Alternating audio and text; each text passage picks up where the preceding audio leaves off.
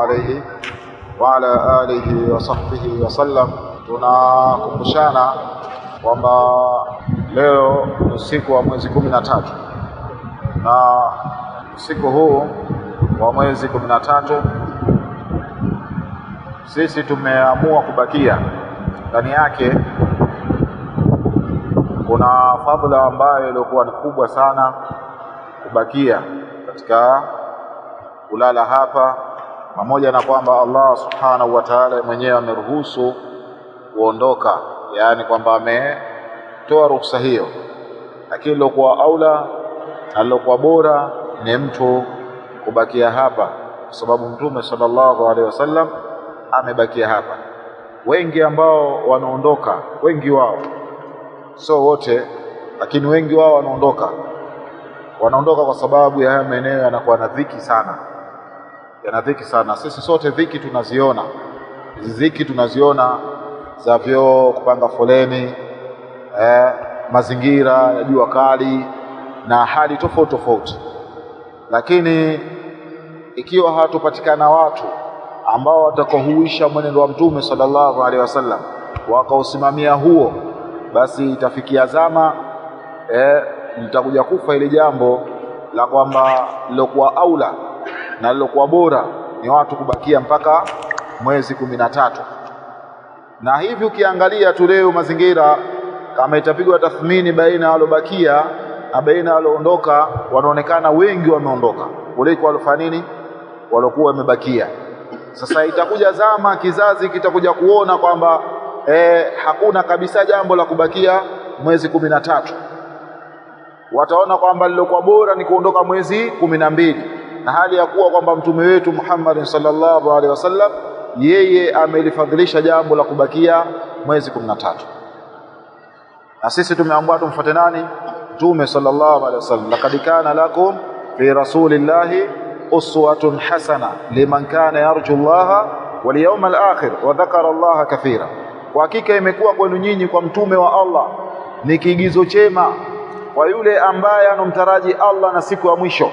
Ikiwa kwamba wewe unamtaraji Allah na siku ya mwisho, kiambia kwamba hili ndilo ambalo Mtume sallallahu alaihi wasallam alilolipendezesha, hili ndilo ambalo Mtume sallallahu alaihi wasallam alilolifanya, basi pale ambapo Mtume alipoondosha mguu wake, wewe ndo unatakana weke mguu wako, unasubiri aondoshe mguu mwingine, akiondosha mwingine na weka pale kumfuata yeye Mtume alaihi salatu wasallam. Wa man yushaqiqir rasula min ba'di ma tabayyana lahu alhuda wa yattabi' ghayra sabili almu'minina nuwallihi ma tawalla. Mtu ambaye atakayekuwa mwenye kumwasi Mtume sallallahu alaihi wasallam baada ya kushakubainikia njia ya uongofu akafuata njia iliyokuwa sio ya waumini, basi hiyo tunamuelekeza anakoelekea. Sheria imekuja ikaruhusu kuondoka mwezi 12,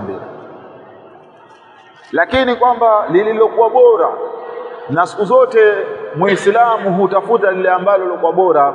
Ukiambiwa jambo hili ukilifanya utapata milioni 1, na jambo hili ukilifanya utapata milioni 50, sijui wewe utalifuata lipi yani?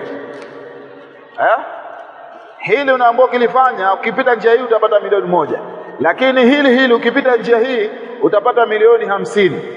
Bila shaka kwa mtu ambaye alikuwa mwerevu na alikuwa mweledi atafuata lile jambo ambalo lenye milioni 50, kwa sababu anasijua wingi wa milioni 50. Na katika thawabu sasa, ukiambiwa kwamba thawabu ni nyingi zinapatikana katika jambo hili, basi tuliendee lile ambalo lina thawabu. Na hapa nitapenda kusoma fatawa ya baadhi ya wanachuoni, pamoja na kwamba fatawa ziko nyingi sana za wanachuoni ambao wanalielezea jambo hili. Wanasema ahlul ilm, at-ta'akhuru bil intiqal fi yawm thalith 10, kuchelewa kuondoka katika ile siku ya mwezi 13, afdalu shar'an, jambo hilo ndio bora kisheria.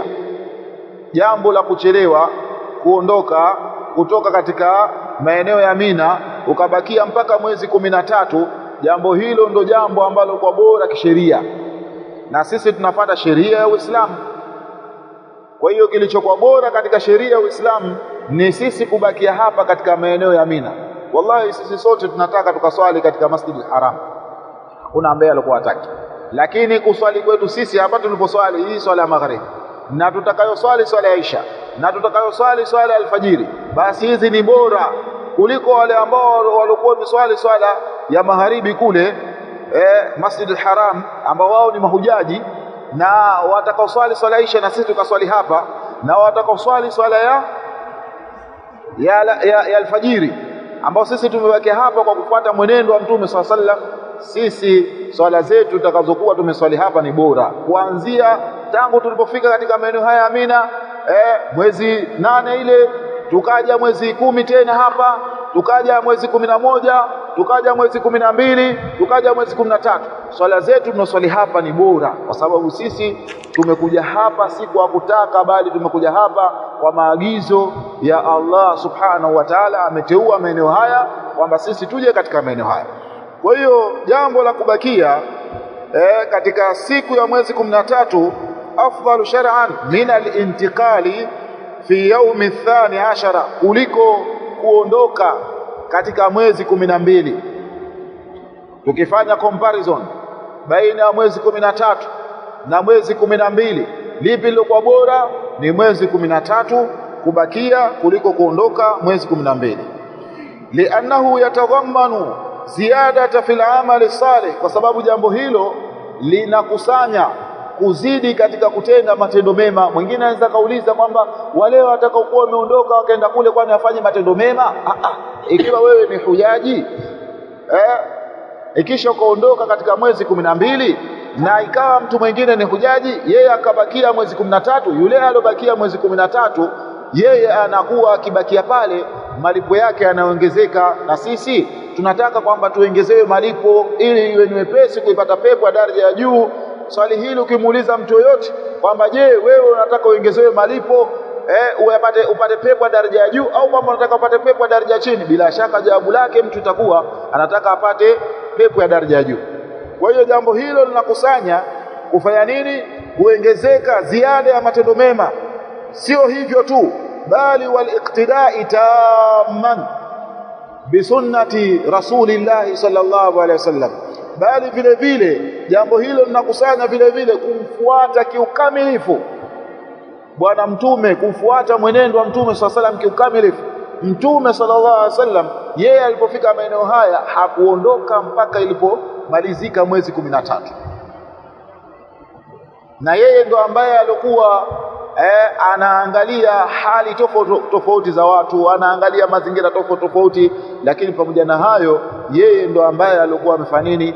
Ametuongoza na akatuonyesha kwamba kubakia ni jambo ambalo lilikuwa bora zaidi. Wa madhalika, na pamoja na hayo, anna kulla amrayni jaizun wa ta'jilu mubahun binassi alquran.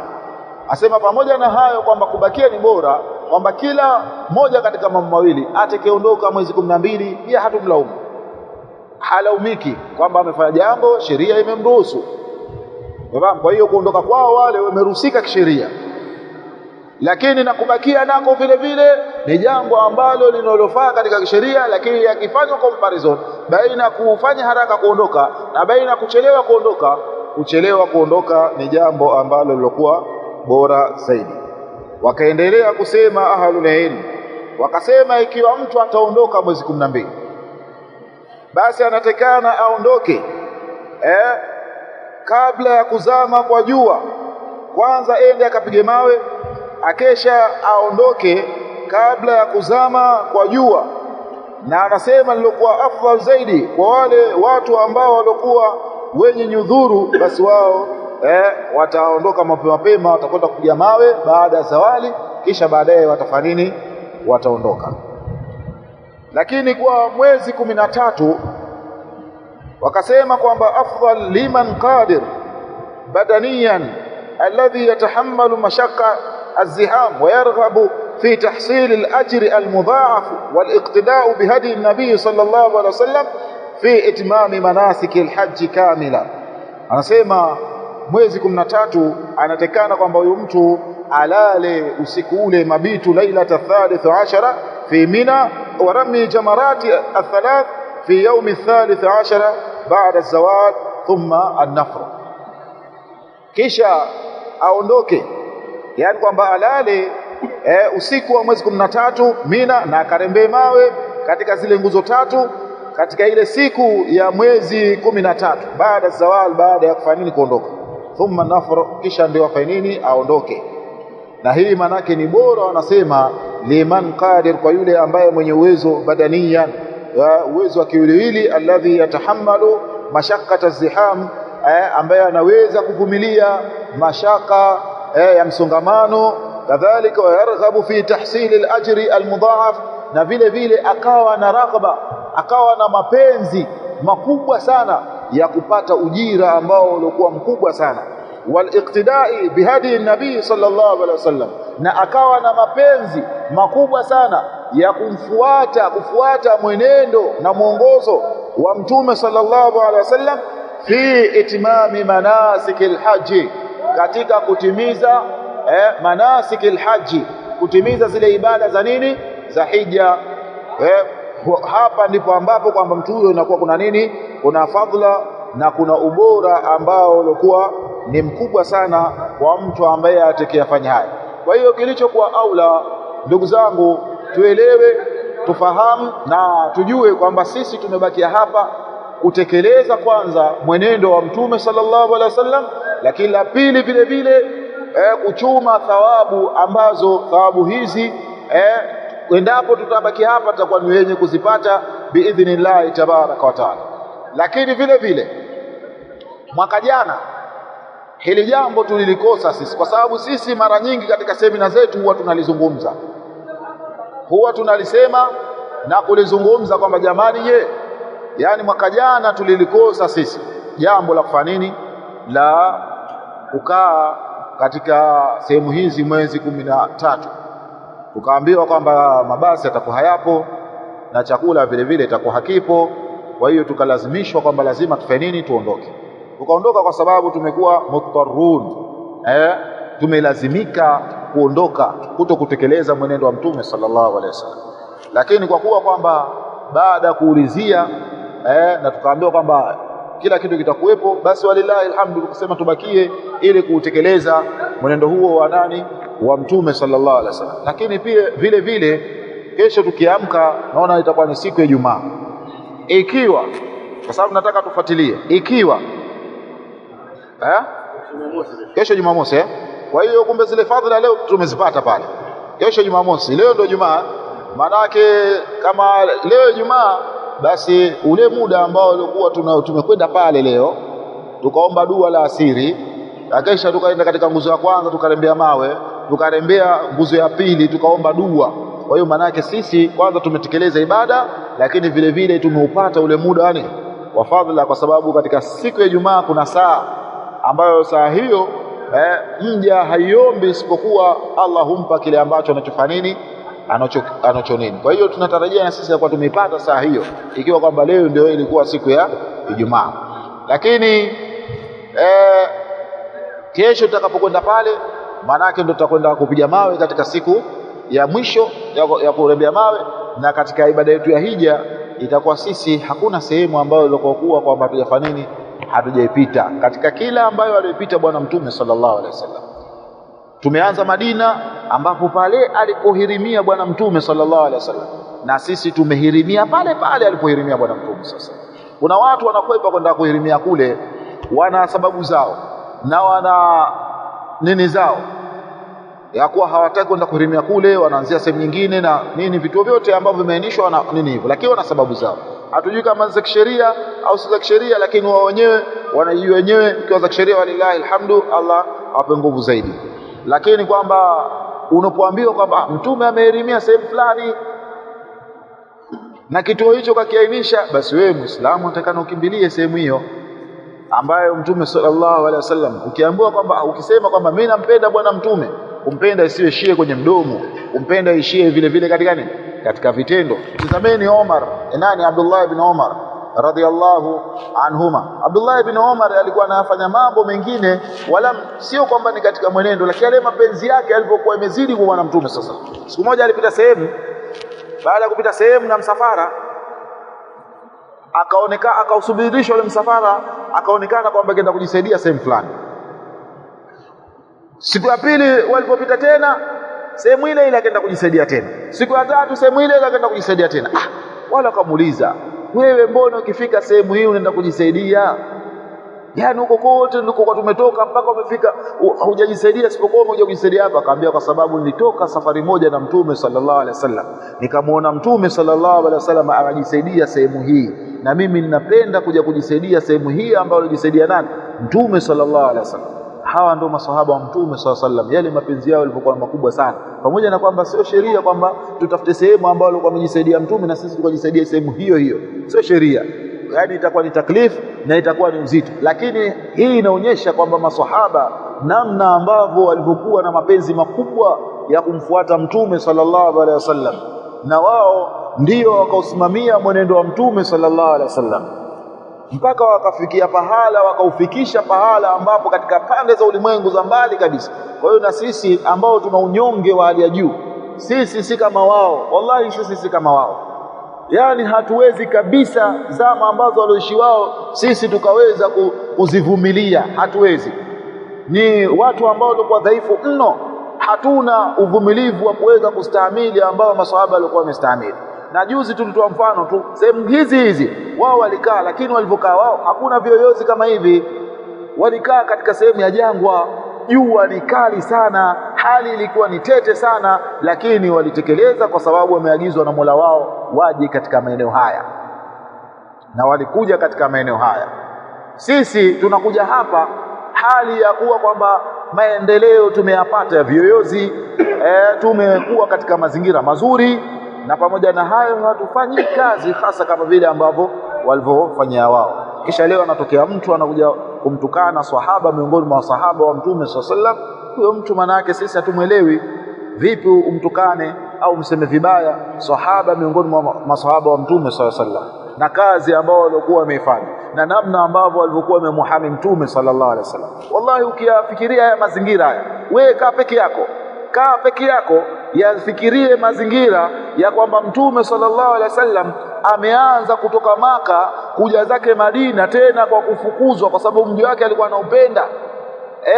Amefukuzwa Maka kule, akakimbia, walikuwa wanataka kumuua wale makafiri, akakimbia akaja zake Madina, jangwa lile, mpaka akaingia katika mji wa Madina. Akesha katika kipindi cha hija, akatoka zake Madina akaja zake Dhulhulaifa, akahirimia, akatoka zake Dhulhulaifa akaja zake katika msikiti wa Maka kuja kufanya nini yake, ibada yake ya hija, na akatoka pale sasa akasubiria mwezi 8, akahirimia, akaja zake hapa Mina, akatoka Mina akaja zake Arafa, akatoka Arafa akaja zake Muzdalifa, akatoka Muzdalifa akaja Jamarat, baada ya kutoka Jamarati akaenda zake Maka. Hali zote hizi akesha kwamba ifikirie hiyo hali ya jangwa ilivyokuwa, hakuna hivi vyoyozi, na hali ilikuwa iko tete sana, lakini walitekeleza. Wallahi chozi litakutoka, utajua kwamba huyu Mtume sallallahu alaihi wasallam anastahili kweli tumswalie kila wakati. Allahumma salli ala Muhammadin wa ala ali Muhammadin kama sallaita ala Ibrahim wa ala ali Ibrahim wa barik ala Muhammadin wa ala ali Muhammad kama barakta ala Ibrahim wa ala ali Ibrahim fil alamin innaka Hamidum Majid. Utaona sasa kwamba kweli Mtume sallallahu alaihi wasallam amefanya kazi iliyokuwa ngumu, kwa sababu amefanya kazi katika mazingira magumu, lakini vile vile na maadui wamemwandama. Sasa na sisi tuwe ni wale ambao watakaokuwa hurasu sunnatihi, wale walinzi wa kuilinda sunna yake. Tumuombe Allah tujalie tuwe katika hao, tukawe pamoja na bwana Mtume sallallahu alaihi wasallam katika pepo ya Firdausil Aala, kwa vile vijisababu vilivyokuwa vidogo vya kuhami mwenendo wa Mtume sallallahu alaihi wasallam. Kwa hiyo haya nimependa tukumbushane ili kuzilea nyoyo zetu kwamba tumekaa hapa si kwa maana labda viongozi wanatukusudia kutuweka katika hali ya dhiki. Watu sasa hivi wanalalia magodoro huko na AC katika mahoteli. Kwa hiyo sisi tumebakia hapa. Kwa hiyo kama tuko wanyonge, tumekosa wazazi, tumekosa hili, la, bali tujijue kwamba sisi tuna ubora kwa sababu tumefuata mwenendo wa Mtume sallallahu alaihi wasallam. Na wallahi kufuata mwenendo wa Mtume alibashiri zitakuja zama mtu ambaye alikuwa ameshikamana na sunna kisawa sawa, maana yake ni sawa sawa kwamba mtu amekamata kala nini la moto katika mkono wake, kuonyesha kwamba zama zitakuja ni ngumu sana. Kwa sababu hapa sasa hivi watu wameondoka, pale watu wameondoka, ile nafsi zinatuchezea kwamba hebu na mimi nifanye kama niondoke hivi. Asabu nafsi zinapenda raha. Inna nafsa la amaratun bisu, nafsi ni yenye kuamrisha uovu, illa ma rahima rabbi, isipokuwa ile ambayo rahimu Allah subhanahu wa ta'ala. Kwa hiyo iambie nafsi yako kwamba kwani hili ninalolifanya ni lipi, kwamba lilokuwa bora ambalo kuja nalo mtume wangu ni lipi? Hili ndo ambalo lilikuwa bora mtume wangu alikuwa amelihimiza na kupoteza, basi hilo ndo shikamana nalo. Kwa hiyo na sisi ndo tunapita hivyo. Wallahi fursa tunasema sijui mwaka huu kama tutaipata, lakini Allah amesikia vilio vyetu, na namuomba Allah vile vile mwakani atupe taufiki tuje tena hapa na atupe fursa hii tubakie mpaka mwezi 13. Wallahi malipo yake ameyaoni, lakini kwa kuwa kwamba tunatekeleza lillahi subhanahu wa ta'ala kwa kumfuata mtume sallallahu alaihi wasallam, basi malipo yake ni makubwa mno. Ile hatua tutakaonyanyua hapa kwenda zetu Jamarati ambayo wenzetu hawakuipata, kila hatua, wewe hebu hesabu miguu mingapi umetoka hapa umeenda zako Jamarati. Ni ngumu, lakini kwamba thawabu unazozipata pale kwa kila hatua unayonyanyua, unaweza kwa Jamarati kutekeleza maagizo ya Mola wako, akesha baadaye unarudi, kila hatua unaandikiwa thawabu. Hili unatakana ulitakidi katika moyo wako, kila hatua unanyanyua mguu wako unaandikiwa thawabu. Sio kwamba unakwenda tu unaona jendea tu. Sasa watu wanaona kipande hichi kutoka hapa kwenda Jamarati mwezi 13, akesha baadaye urudi, akesha na hali ndio ziko kama hivi. Madhali shakuja ruhusa. Yani kuna akhi mmoja mashallah ametoa mfano mmoja mzuri sana wakati tulipokuwa tuna discuss jambo hili. Akasema hii mfano wake ndo kama ile swala ya Isha, swala ya magharibi ile kablia. Yani kule nyumbani tukiswali swala ya Isha ile Mtume sallallahu alaihi wasallam alipokuwa amesema kwamba hii ni sunna liman shaa, kwa anataka. Kwa hiyo mtu akiswali amepata thawabu. Tofauti na yule ambaye alikuwa hajafanya nini? Hajaswali. Sijui umefahamu? Kuna misikiti mingine ukienda swala ya magharibi hawaswali kablia. Haina maana kwamba yule aliyokuwa hajaswali kwamba atakuwa sawa na yule ambaye aliyoswali kabla ya magharibi. Aliyeswali anapata thawabu, aliyokuwa hajaswali hawezi kuzipata thawabu zile kwa sababu ndio hajaswali, pamoja na kwamba sunna ambayo mtume hajaitia mkazo, lakini hili mtume sallallahu alaihi wasallam amelitia mkazo. Kwa hiyo tujijue kwamba sisi tupo katika kutekeleza ibada, na wallahi hatutaki kuwafanyia khiana wale maujaji, kuwanyima yale ambayo mtume sallallahu alaihi wasallam alikuwa ameyafanya. Tunataka sisi tupite mule ambapo alipopita nani? Mtume sallallahu alaihi wasallam, na tunajitahidi sana kupita mule alipopita bwana mtume sallallahu alaihi wasallam, na tumuombe Allah atuwafikishe katika hilo. Kwa hiyo hayo ndio ambayo mimi nilikuwa napenda kuyazungumza, kama Shomar na ziada au daktari pale na ziada au wengine wana ziada, Sheikh Mohamed, Abu Adili na wengineo, kama kuna watu wana ziada basi tunakaribisha maswali, kama yapo vile vile tunakaribisha. Kama hamna turudi katika sehemu zetu tuendelee na afkari na mambo mengineyo ya kheri, huku sisi wengine tukifuatilia chakula kikiletwa mapema ili tupate kupumzika mapema, tusubirie swala isha tuswali kisha baadaye kwamba turudi mapema. Wallahu aalam.